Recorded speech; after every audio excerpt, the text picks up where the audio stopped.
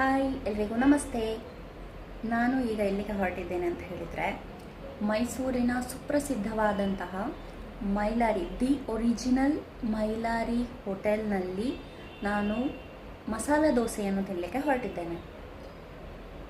ದೇವರ ದಯದಿಂದ ಜಾಸ್ತಿ ರಶ್ ಇರೋದಿದ್ರೆ ಸಾಕು, ಅಷ್ಟೇ ನಾನು ದೇವರಲ್ಲಿ ಬೇಡಿಕೊಳ್ಳೋದು. ತುಂಬ ಕುತೂಹಲ ಇದೆ ನನಗೆ, ಎಲ್ಲರೂ ಯಾಕೆ ಅಷ್ಟೊಂದು ಹೊಗಳ್ತಾರೆ ಅಲ್ಲಿಯ ದೋಸೆಯನ್ನು ಅಂತ ಹೇಳಿ ಟ್ರೈ ಮಾಡಬೇಕು ಅಂತ ಹೇಳಿ ನಾನು ಒಂಥರ ಕಂಪ್ಯಾರೇಟಿವ್ ಸ್ಟಡೀಸ್ ಮಾಡಲಿಕ್ಕೆ ಹೋಗ್ತಾ ಇದ್ದೇನೆ. ಅಂದರೆ ನಾನು ತಿಂದ ಮಸಾಲೆ ದೋಸೆಗಳಲ್ಲಿ ಎಲ್ಲಿಯ ಎಲ್ಲಿಯ ದೋಸೆ ಬೆಸ್ಟ್ ಅಂತ ಹೇಳಿ ಒಂದು ಕಂಪ್ಯಾರೇಟಿವ್ ಸ್ಟಡಿ ಮಾಡಲಿಕ್ಕೆ ಹೋಗ್ತಿದ್ದೇನೆ. Let's see.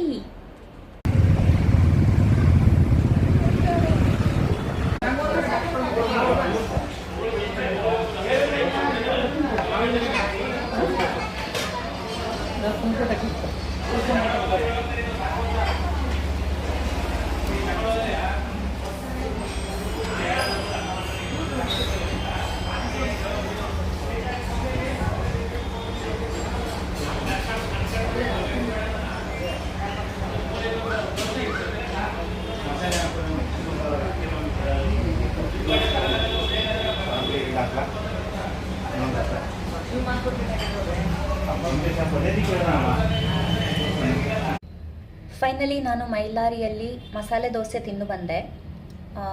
ನನ್ನ ಪ್ರಕಾರ ಅದು ಅಷ್ಟೊಂದು ಭಯಂಕರ ಇಷ್ಟಪಟ್ಟುವ ಹಾಗೆ ನನಗೆ ಅನ್ನಿಸ್ಲಿಲ್ಲ. ಪರ್ಸನಲಿ ನಾನು ಇಷ್ಟರವರೆಗೆ ತಿಂದ ದೋಸೆಗಳಲ್ಲಿ ನನಗೆ ಭಯಂಕರ ಒಂದು ಇಷ್ಟ ಆಗಿ ಮತ್ತೆ ಮತ್ತೆ ತಿನ್ನಬೇಕು ಅಂತ ಅನಿಸಿರೋದು ಹಾಲಾಡಿಯ ಗುರು ಕ್ಯಾಂಟೀನ್ನ ಮಸಾಲೆ ದೋಸೆ.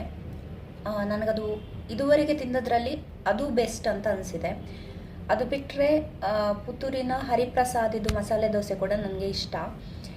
ಇದು ಚೆನ್ನಾಗಿತ್ತು, ಅಂದರೆ ದೋಸೆ ತುಂಬ ಸಾಫ್ಟ್ ಆಗಿತ್ತು. ಆದರೆ ಯೂಶ್ವಲಿ ಮಸಾಲೆ ದೋಸೆಗೆ ಅದೊಂದು ಚಟ್ನಿ ಹಾಕಿರ್ತಾರಲ್ಲ ಒಳಗಡೆ, ಅದು ಇದರಲ್ಲಿ ಮಿಸ್ಸಿಂಗು. ಆಮೇಲೆ ಬಾಜಿ ಇದೆಯಲ್ಲ, ಅದು ಸ್ವಲ್ಪ ಮಸಾಲೆ ಎಲ್ಲ ಹಾಕಿ ಒಂದು ಗರಂ ಮಸಾಲೆಯದೆಲ್ಲ ಸ್ಮೆಲ್ ಬರ್ತಾಯಿತ್ತು. ಯೂಶ್ವಲ್ ಬಾಜಿ ಟೈಪ್ ಅನ್ನಿಸ್ಲಿಲ್ಲ ನನಗೆ. ಓವರಾಲ್ 60 ರೂಪೀಸಿಗೆ ವರ್ತ್ ಸಣ್ಣ ದೋಸೆ, ಬೆಣ್ಣೆ ಎಲ್ಲ ಹಾಕಿ ಕೊಟ್ಟಿದ್ರು. ಬಟ್ ನನ್ನ ಪ್ರಕಾರ ರ್ಯಾಂಕ್ ನಂಬರ್ 1 ಇರುವುದು ಹಾಲಾಡಿಯ ಗುರು ಕ್ಯಾಂಟೀನ್ನ ದೋಸೆ.